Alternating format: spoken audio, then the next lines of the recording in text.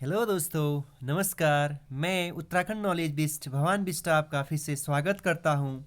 देखिए दोस्तों, अगर सही समय और सही दिशा का ज्ञान न हो तो उगता हुआ सूरज भी आपको डूबता हुआ प्रतीत होता है।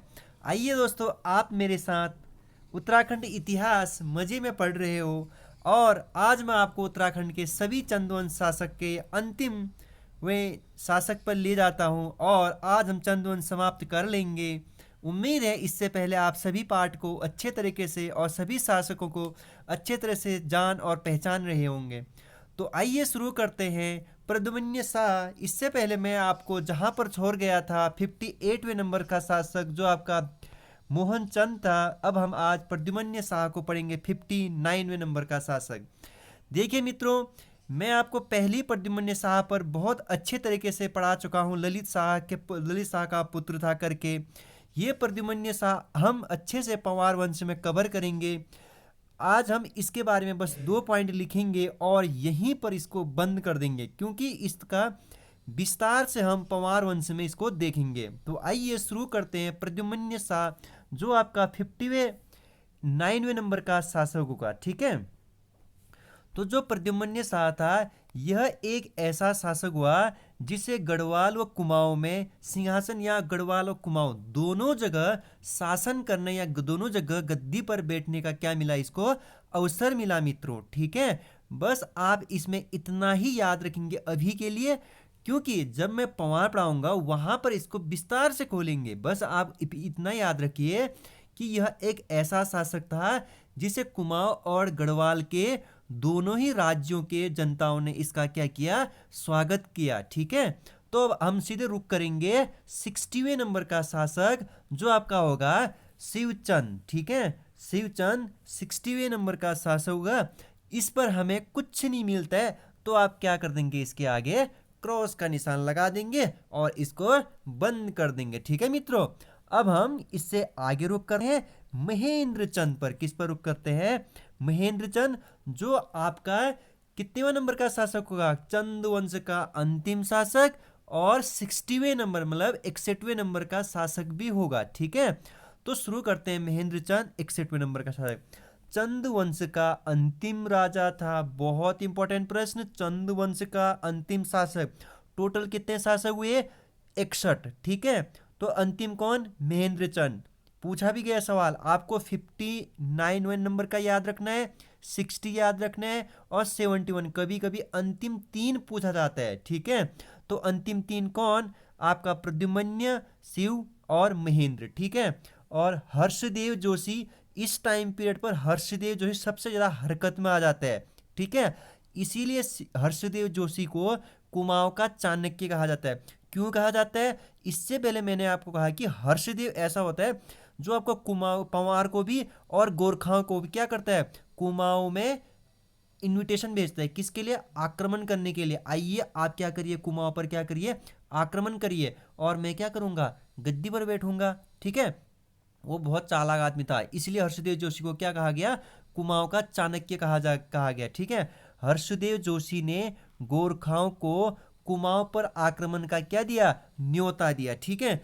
गढ़वाल के पंवारों को भी उसी ने न्योता दिया और किसको भी, डोंटी के नेपालियां कह सकते हो आप, गोरखाओं को भी उसने क्या किया, इनविटेशन भेजा, आप क्या करिए, कुमाऊं पर क्या करिए, आक्रमण करिए, ठीक है। तो आप ये बात अच्छे से याद रखेंगे कि हर्षदेव जोशी ने गोरखाओं को कुमाऊं में आक्रमण करने का न्योता दिया था, ठीक है। और हर्षदेव जोशी को इसीलिए क्या भी कहा जाता है, कुमाऊं का चाणक्य कहा जाता है, ठीक है। अब देखेंगे आप कि आखिर ठीक है, गोरखाओं ने तो आक्रमण किया, लेकिन कहाँ आक्रमण किया देखेंगे। हवालाबाग का युद्ध कब हुआ?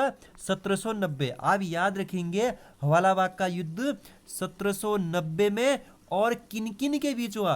गोरखा और किसके मध्य में?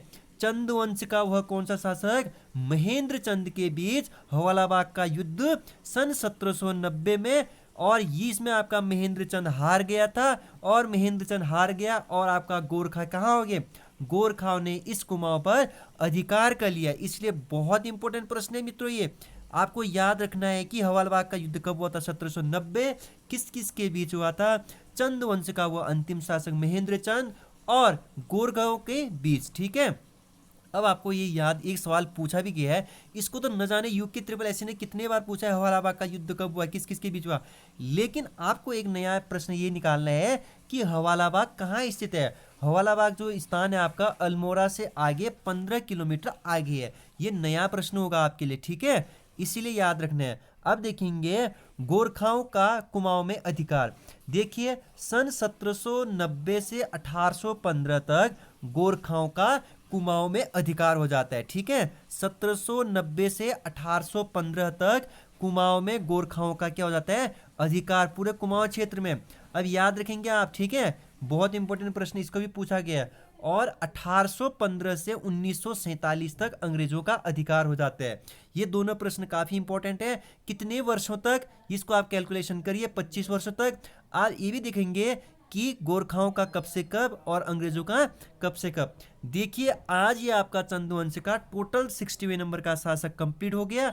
और अब यहां से हम आगे रुक करेंगे क्या, नेपाल व कुमाऊं का संबंध। आखिर नेपाली और जो नेपाल के डोंटी थे उनका और कुमाऊं का क्या संबंध रहा है। ठीक है, और मैं आपको बार बार कह रहा हूं कि आपको नोट्स चाहिए तो आप हमारे टेलीग्राम को ज्वाइन करिए। ठीक है, आप हमें हर जगह पर फॉलो करिए, इंस्टाग्राम पर भी, फेसबुक पर भी। ठीक है, आप हमारे व्हाट्सएप ग्रुप से जुड़ना चाहेंगे तो आपको टेलीग्राम पे नंबर मिल जाएगा वहीं पर।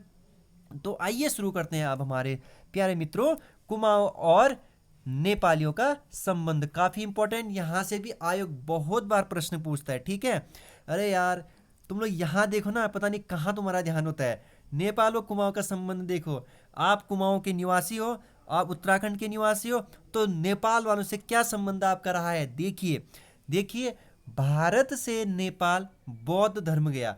जो आपका प्राचीन इतिहास में आप बौद्ध धर्म पढ़ते हो ना, जहाँ पर आपको गौतम बुद्ध मिलता है, भारत से नेपाल में क्या गया, बौद्ध धर्म गया। ये बात याद रखोगे आप। ठीक है, जब मैं इतिहास पढ़ाऊंगा वहां पर बौद्ध धर्म की मैं डिटेल में आपको बताऊंगा। सम्राट अशोक ने अपनी पुत्री चारुमाती का विवाह नेपाल के राजा, जो राजकुमार था, राजा था, देवपाल से विवाह किया था। ठीक है, अशोक की एक पुत्री थी जिनका नाम था चारुमाती। ठीक है, महान सम्राट अशोक, उसने अपनी पुत्री का विवाह किससे किया, नेपाल के राजकुमार देवपाल से किया। ठीक है, ये बात याद रखेंगे आप। नेक्स्ट प्रश्न जो होगा आपका, गुरु गोरखनाथ, ठीक है, गुरु सॉरी जो गुरु गोरखनाथ नामक प्रसिद्ध संत थे आपका, उनके द्वारा नेपाल में अपने धर्म का प्रचार प्रसार करने का भी उल्लेख मिलता है। ठीक है, गुरु गोरखनाथ जो थे आपके आपके क्या थे, गोरख पंथ का एक क्या था, संत था। ठीक है, गोरखनाथ पंथ का। आप इनको अच्छे से याद रखेंगे। इन्होंने अपने धर्म का प्रचार प्रसार करने के लिए कहा कि नेपाल में इसका उल्लेख, या अपने धर्म का प्रचार करने के लिए इसका उल्लेख भी मिलता है। ठीक है, आप उत्तर प्रदेश में जो जगह आप पढ़ते हो, गोरखपुर, जो आपका रेलवे प्लेटफॉर्म सबसे बड़ा है, वह नेपाल में गोरख नामक पहाड़ियों का नाम भी उन्हीं की देन है। ठीक है, किसकी देन है, गोरखनाथ। ठीक है, गोरखपुर उत्तर प्रदेश और गोरख नेपाल में गोरख नामक पहाड़ी स्थित है, उन्हीं की देन है। ठीक है, गोरख पहाड़ी पर निवास करने वालियों को गोरखा जाति या गोरखाली कहा गया। काफी इंपॉर्टेंट, जो आपका नेपाल में गोरख पहाड़ी है उस पर आपका गोरखाली लोग क्या कर रहे थे, या गोरखाली जाति निवास करते थे, इसके लिए इनको क्या कहा गया, गोरखाली कहा गया। ठीक है, अब नेक्स्ट पॉइंट आप कहोगे कि अल्मोड़ा में घर घर पूजे जाने वाले देवता जो गंगनाथ जी है, इसमें सॉरी धीरे धीरे हो गया, इसमें घर घर होना चाहिए। ठीक है, क्या होना चाहिए, घर घर पूजे जाने वाले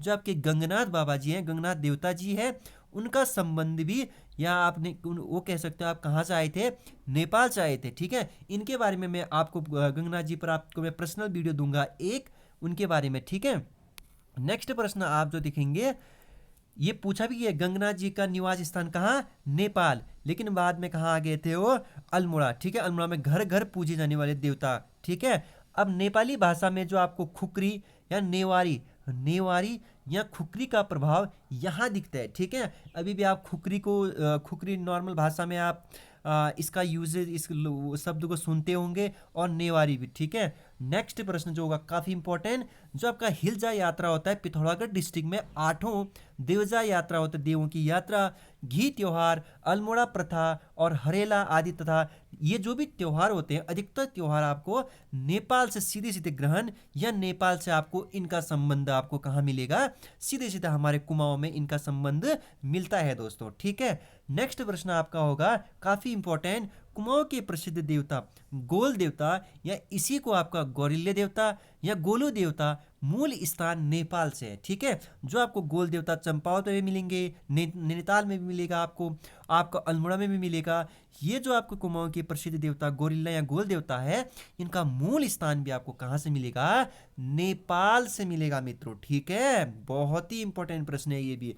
अब नेक्स्ट प्रश्न आपका जो होगा सीरा, मैंने कहा था ना सीरा किसे कहते हैं, डोटी किसे कहते हैं और सीर सौर किसे कहते हैं। ठीक है, सीरा मतलब डिडिहाट में प्रचलित रौद्र देवता की पूजा संबंध, जो सीरा में प्रचलित रौद्र देवता का मंदिर है का पूजा का संबंध किससे है, नेपाल से है। ठीक है, डोके की प्रथा जो आप ग्रामीण या आप शहरी क्षेत्र में कहीं कहीं आप देखते हो, ग्रामीण क्षेत्र में जो आपको घास घास खाद उठाते हुए जो डोके की प्रथा जो पीठ पर लाते हुए महिलाएं या कन्याएं लेते हैं, डोके की प्रथा पीठ में बोझ उठाना, रोले लगाना, जो आप टीका लगाते हो, वो भी आपका जो भी ये प्रचलित प्रथाएं हैं वो आप सारे के सारे कहाँ से मिलते हुए आपको मिलेंगे, नेपाल से। ठीक है, अब नेक्स्ट प्रश्न है आपको किरातों द्वारा कुमाऊं एवं नेपाल में, मैंने आपको किरातों पर पहली क्लास में वीडियो दे रखी है उत्तराखंड की। ठीक है, दूसरी या तीसरी में भी अच्छे से आपको उसको रिकॉल करना है, प्लेलिस्ट में मिल जाएगी। किरातों द्वारा कुमाऊं एवं नेपाल में समान रूप से शासन के साक्ष्य मिलते हैं। ठीक है, जो किरात जाति थे उन्होंने नेपाल में भी और कुमाऊं में भी क्या किया था, समान रूप से शासन किया था, इसका साक्ष्य भी मिलता है। और उन्हें वहां कहाँ, नेपाल में राई कहा जाता था। ठीक है, क्या कहा जाता है, राई, किरातों को क्या कहा जाता है, राई कहा जाता था। ठीक है, ये भी आपको याद रखने पड़ेंगे। ठीक है, अब आप देखेंगे राई जाति को सुब्बा की उपाधि गोरखा राजाओं ने ही दी थी या मिली थी। ठीक है, जो राई जाति थे, राई जाति को जो सुब्बा की उपाधि दी थी वो गोरखा राजाओं ने दी थी। ठीक है, ये भी इंपॉर्टेंट है। ठीक है, अब देखेंगे नेपाली गोरखा 25 वर्षों तक कुमाऊं में शासन किया। इससे पहले मैं आपको बता चुका हूं कि गोरखाओं ने कुमाऊं में कितने वर्षों तक, 25 वर्षों तक शासन किया। ठीक है, फिर आप बाद में मेरे साथ शायद 10 वर्षों तक आप गढ़वाल में भी उनको राज्य करते हुए देखेंगे। अब हम यहाँ से नेक्स्ट पार्ट मेरा आएगा, उसमें आप चंदों का शासन और प्रशासन देखेंगे और चंदों की टैक्स पॉलिसी भी देखेंगे। ठीक है, इसके लिए आज के लिए इतना ही। और आप क्या करेंगे, इसको डिटेल से क्या करेंगे, डिटेल में क्या करेंगे, नोट्स बनाएंगे और कोई भी प्रश्न हो आप कमेंट बॉक्स में पूछिए और मैं उसका निस्तारण करूंगा। आप कोई प्रश्न पुटअप करिए इनसे संबंधित। उम्मीद करता हूं आप 3-4 बार अच्छे से वीडियो को सुन करके नोट्स बना रहे होंगे और मेरी वीडियो को 3-4 बार देख भी रहे होंगे और शेयर भी कर रहे होंगे। और आपको इसी कामना के साथ आज मैं आपका जो भी है इस टॉपिक को यहीं पर समाप्त करता हूं। कल यहीं से हम आगे देखेंगे और चैनल को लाइक, सब्सक्राइब और शेयर करना ना भूलिए दोस्तों। बस अभी आपके लिए इतना ही, विदा लेता हूं। नमस्कार, थैंक यू।